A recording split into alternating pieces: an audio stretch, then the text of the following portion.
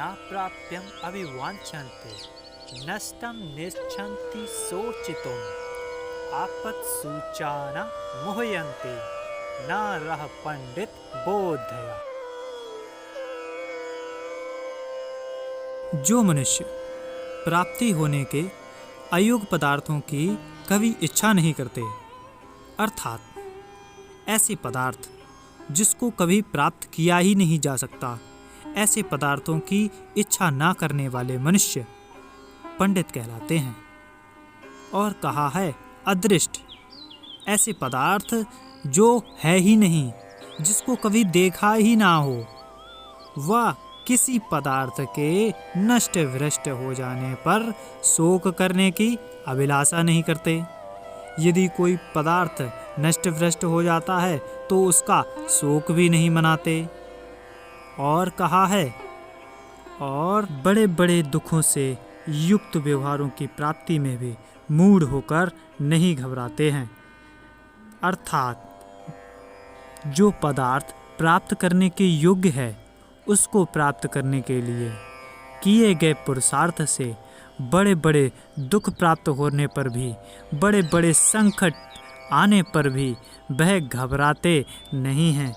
वे मनुष्य पंडितों की बुद्धि से युक्त कहाते हैं।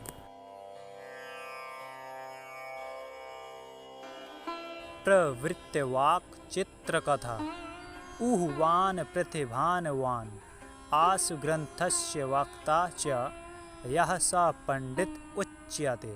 जिसकी वाणी सब विद्याओं में चलने वाली हो, ऐसा मनुष्य होना चाहिए। अर्थात ऐसी वाणी होनी चाहिए जो विद्या को ठीक ठीक स्पष्ट और उसके अर्थ को व्यक्त कर सके, बता सके। और आगे कहा है, अत्यंत अद्भुत विद्याओं की कथाओं को करने वाला होना चाहिए। अर्थात ऐसी सत्य विद्याएं जो बहुत विलक्षण हो, विशिष्ट हो, जिसको सहजता से प्राप्त ना किया जा सका हो, उन सब विद्याओं को समझाने में, सुनाने में निपुण होना चाहिए। और कहा है, बिना जाने पदार्थों को तर्क से शीघ्र जनाने वाला होना चाहिए।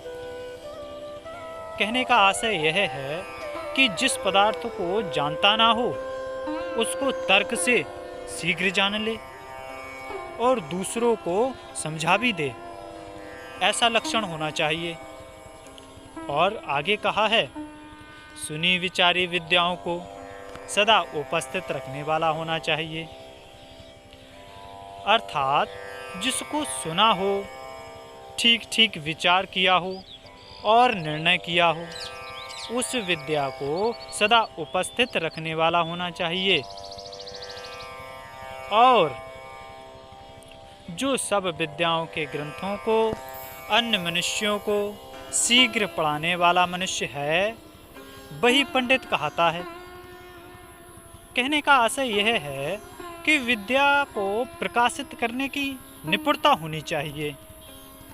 विद्वान को कभी पुस्तक के अधीन नहीं होना चाहिए, अपितु पुस्तक उसके अधीन होनी चाहिए।